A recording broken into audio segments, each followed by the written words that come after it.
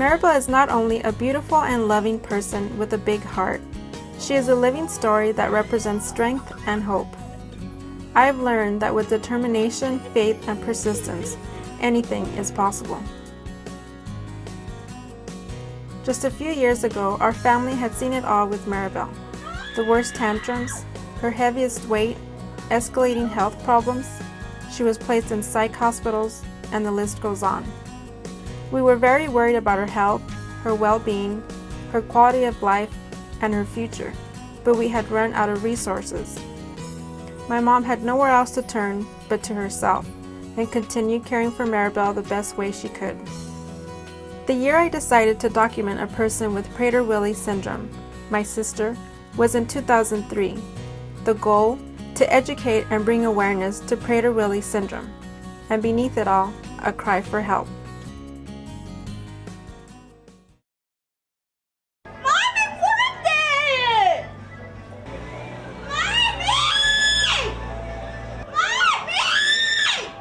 It's sad to see my daughter being at home right now. She's not in any day program or anything, so she's home all day. So she knows that we might have to give in, and we have to just say, okay, here it is. This is what you want, okay, have it. Can buy me one hot dog, please? I'm so hungry. Please. Where is your parents? I have no parents. Thank you. Thank you. You must come forward and we have a certificate for you. I try to stay away when it's with my parents, when they're trying to handle with her, because then she starts comparing with me about like how I can have stuff and she can't, why I can get a certain amount of food and she can't. Like even like a simple like second serving of something, and she's just like, why her? She has that patience, and that's how I learn being patient and be more lovable to everything that's surrounding me. And just having her, you light up, just seeing her smile.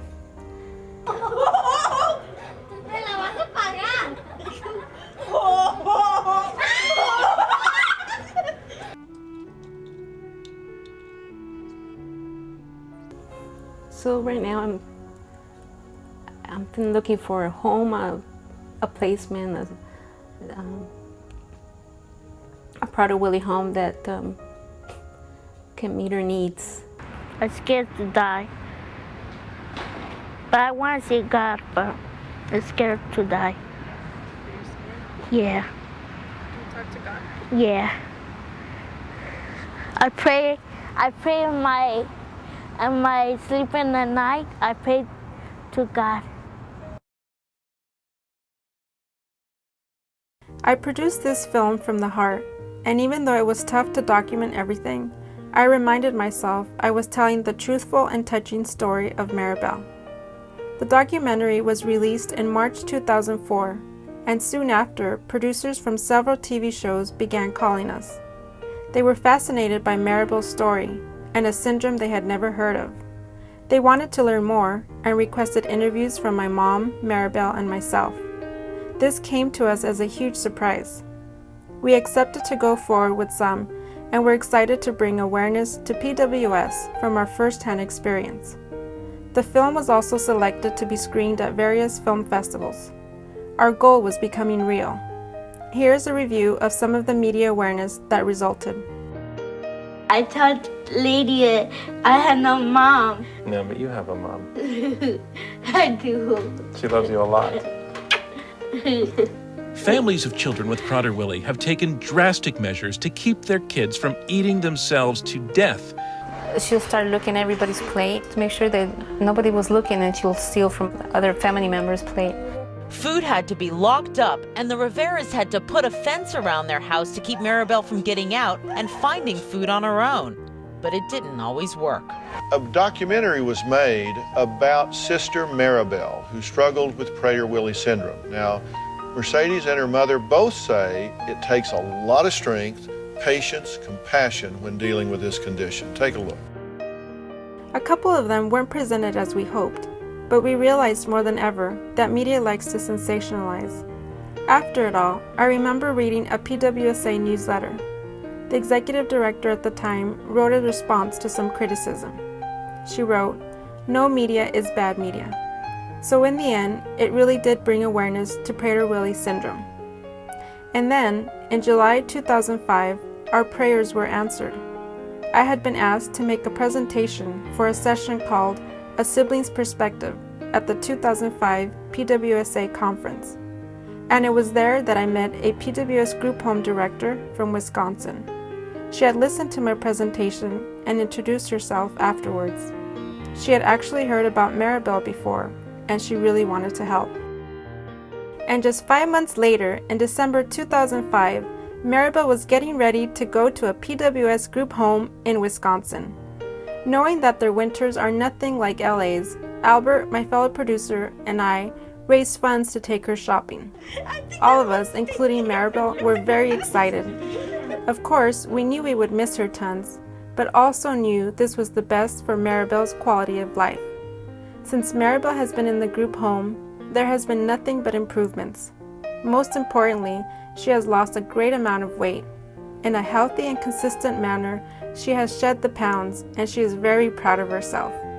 Here are some phone messages as she happily reports her progress.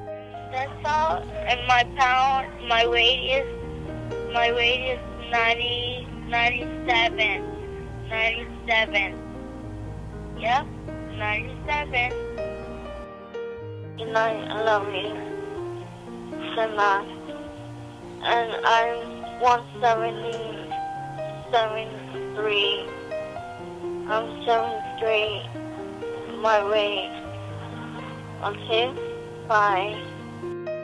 My weight is 147. 147, my weight. Hello, weight. This is Maribel. Hi, Lisa. My weight is 133. 133, my weight. Maribel was very excited to now have a job, new friends, boyfriends, exciting outings, and several activities to be part of. One of her favorite being Special Olympics. As my mom and I visit her yearly, Mom during her birthday and myself in the fall, every time we were shocked to see the new Maribel. And more shopping was needed, now for smaller clothes. Oh, and some goodies. It's also been very rewarding to meet her new friends, boyfriends, and caring staff.